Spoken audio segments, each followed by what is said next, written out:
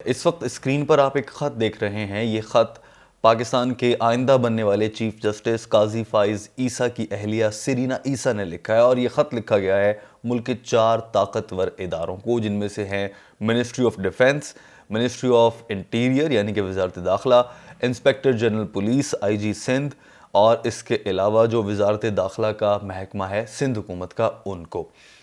इस ख़त में क्या कहा गया है, ये ख़त अहम क्यों है, सरीना ईसा ने ऐसा क्यों किया, उनके साथ ऐसा क्यों हुआ, अब क्या होगा, ये 4-5 बुनियादी सवाल हैं जो आपके जहन में आते हैं।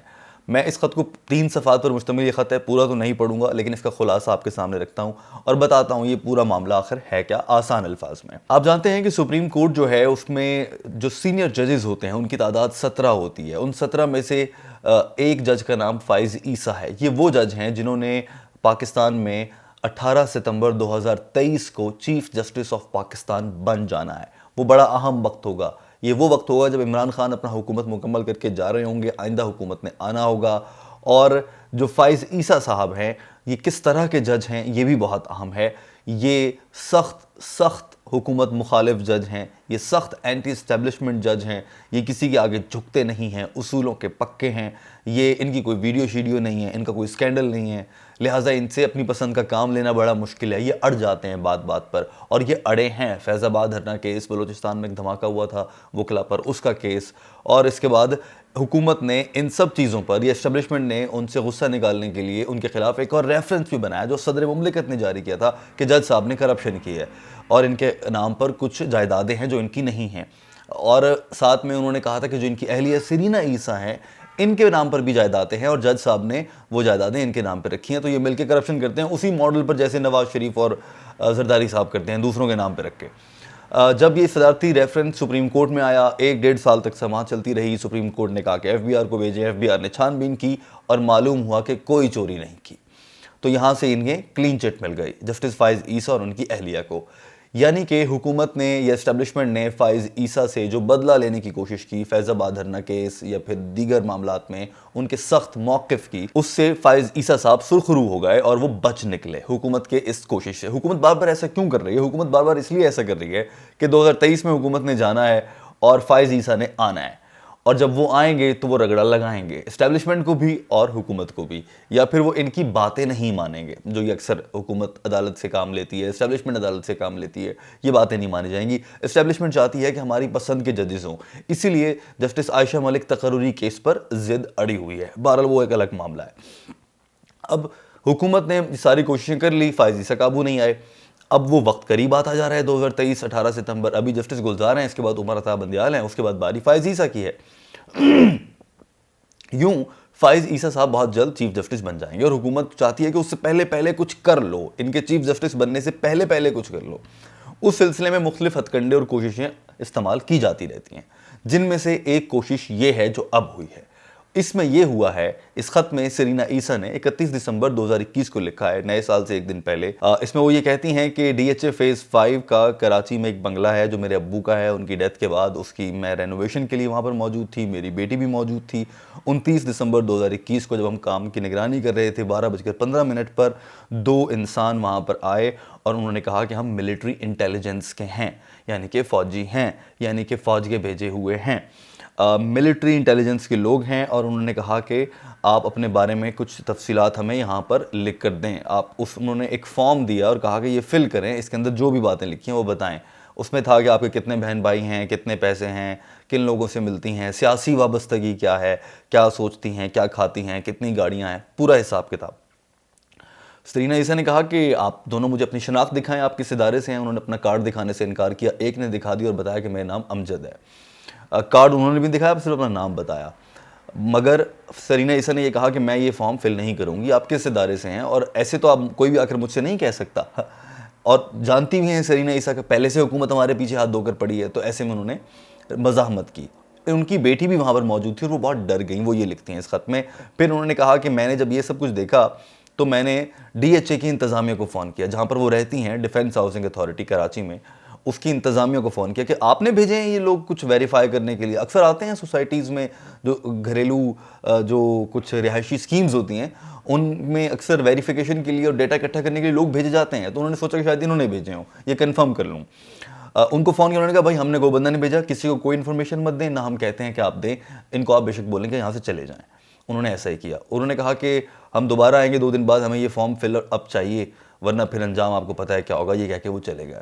थोड़ी ही देर बाद वो कहती हैं, थोड़ा सी बात यहाँ पर ड्रामा ही लगती है लेकिन उन्होंने लिखा है, थोड़ी देर बाद वो ये कहती हैं कि 2 और आदमी आ गए। उन्होंने बताया कि हम वजारत दाखिला की कुछ एक विंग है उसके अहलकार हैं, उनमें से भी एक ने नाम बताया, एक ने नहीं बताया। उन्होंने ज़बरदस्ती नहीं की कि ये वाला फॉर्म फिल करें, उन्होंने कहा कि हम आपको व्हाट्सएप कर देंगे, हमें फिलअप करके भेज दीजिएगा, और वो भी ये कह के चले गए।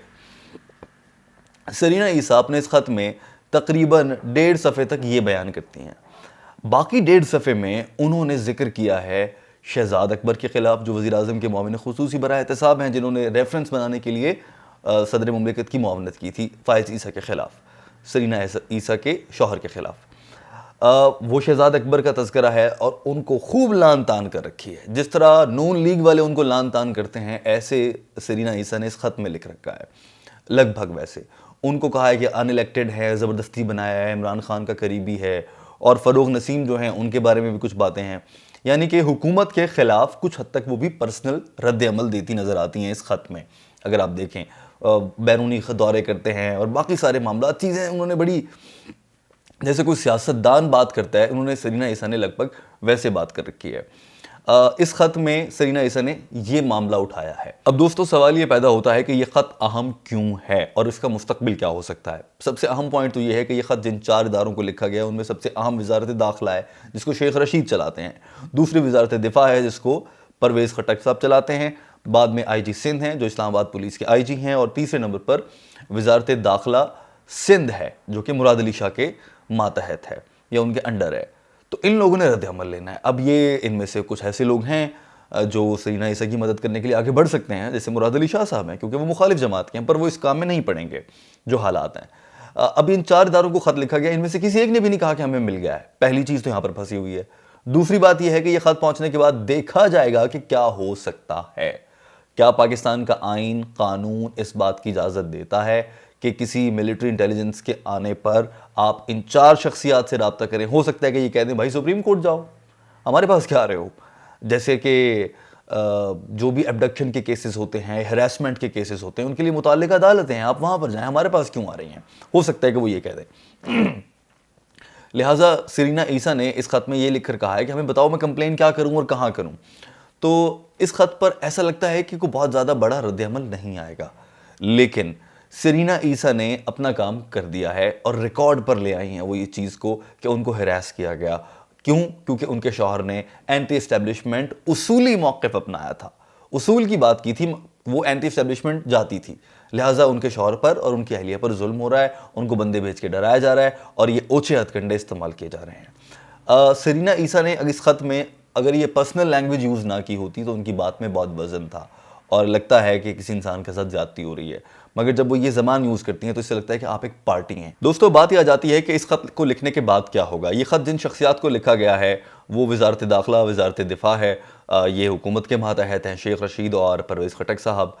इनका ये दावा है कि इनको अब तक वो ख़त मिला ही नहीं है, लेकिन हो सकता है कि ये तमाम इदारे जिनको ख़त लिखा गया ये फ़ौरन से ये कह दें कि भाई आप मुतालिका फ़ौरम किसी अदालत से रुजू करें, आपको किसी ने हरास किया है तो एंटी हरासमेंट की जो अदालतें हैं, या आप सुप्रीम कोर्ट में जाएँ, कहीं और जाएँ, हमारे पास ना है, हम क्या कर सकते हैं। क्योंकि ये सभी इदारे भी इस्टेब्लिशमेंट से डरते हैं जिन्होंने वो बंदे भेजे हैं, हत्ता कि सुप्रीम कोर्ट भी डरती है, और सुप्रीम कोर्ट में जो बंदा नहीं डरता उसका नाम फ़ाइज़ ईसा है, और उसी के डर से ये सब कुछ किया जा रहा है। लिहाजा इस ख़त पर इम्कान यही है कि कोई बात आगे नहीं बढ़ेगी, ये जाएगा, ये वहाँ पर रखा रहेगा और रद्दी की टोकरी बन जाएगा। सरीना ईसा इसका फॉलोअप ख़त लिखती रहेंगी, 2-3 लिखकर वो भी हिम्मत हार जाएंगी और इस मामले पर कुछ बहुत ज़्यादा पेशरफ्त नहीं होगी। मगर इस ख़त के लिखे जाने से एक पैगाम मिलता है, वो बहुत वाज़ेह है। वो ये है कि आने वाले दिनों में फ़ाइज़ ईसा साहब के चीफ़ जस्टिस बनने से पाकिस्तान की इस्टेब्लिशमेंट बहुत घबरा रही है। वो इस मामले का मुस्तकिल हल चाहते हैं। वो नहीं चाहते कि किसी सूरत फ़ाइज़ ईसा पाकिस्तान के चीफ़ जस्टिस बन जाएं, और जब वो चीफ़ जस्टिस बन जाएंगे तो वो वक्त होगा जब एक हुकूमत गई है और अगली हुकूमत ने आना है। अगली हुकूमत को लाने वाली इस्टेब्लिशमेंट है, इस्टेब्लिशमेंट ने हुकूमत चलानी है, हुकूमत को सपोर्ट करनी है, और इसके लिए उन्हें अदालती कंधा दरकार होता है। ताकि अदालत से केसेस के अपनी पसंद के फैसले ले सकें और सियासी मुखालिफिन जो हुकूमत के हैं उनको दबा के रखें या कुछ भी कर सकें। फायज ईसा साहब अदालती कंधा नहीं देंगे, इसीलिए एस्टेब्लिशमेंट चाहती है कि हमें कंधा नहीं मिलेगा 2018 में, 2023 के सितंबर के बाद से, लिहाजा अपना बंदोबस्त करो या फिर जो बंदा कंधा बनने की राह में रुकावट है फायज ईसा, उसको रास्ते से हटाओ। इस सिलसिले में रेफरेंस लाए, फेल हो गया। इस सिलसिले में अभी ये सरीना ईसा को डराया गया, फिलहाल लग रहा है कि फेल हो गया। और जितनी भी कोशिश ये कर लेंगे इम्कान यही है कि फेल होगा, क्योंकि फाइज ईसा की स्विमिंग पूल में नहाते हुए लड़कियों के साथ कोई वीडियो नहीं है जैसे पनामा का फैसला देने वाले जजेस की वीडियोस थी। क्योंकि फाइज ईसा किसी लिहाज से करप्ट नहीं है जैसे बाकी जजेस प्लॉट लेते देते हैं। क्योंकि फाइज ईसा ने किसी फौजी या एस्टेब्लिशमेंट के अहलकार से कोई ज़ाती नौयत का या किसी का काम नहीं करवा रखा। वो किसी के, जिसके सादा अल्फाज में पंजाबी में उर्फ आम में कहते हैं मशहूर अल्फाज में, कि वो किसी के काणे नहीं हैं, उन्होंने किसी की फेवर नहीं ले रखी है, तो वो किसी से डरते भी नहीं है। ऐसा आदमी कम कम मिलता है, और जब ऐसा आदमी चीफ जस्टिस बन जाए माफ़ कीजिए, तो वो बहुत कीमती होता है और वो ताकतवरों को बहुत खटकता है। और वो इसीलिए वो पहले से कोशिश कर रहे हैं कि इनको किस तरह से कटाओ। बहरहाल दोस्तों, ये सूरत हाल है। आपके मुल्क के साथ क्या हो रहा है ये आपके सामने है। मुस्तकबिल को डॉक्टर किया जा रहा है। जो वक्त आना है उसको पहले से अपने हिसाब से सेटिंग की जा रही है कि हम उसमें ऐसे रहेंगे। ये एक अलमिया है और इस पर बार बार निशानदेही भी की जाती है, लेकिन निशानदेही करने वालों को गद्दार और पागल कहा जाता है। ये भी एक अलमिया है। आपकी इस पूरे मामले पर क्या राय है, ज़रूर इजहार कीजिए। वीडियो देखने का बहुत शुक्रिया। अपना बहुत सारा ख्याल रखिए। अल्लाह हाफ़िज़।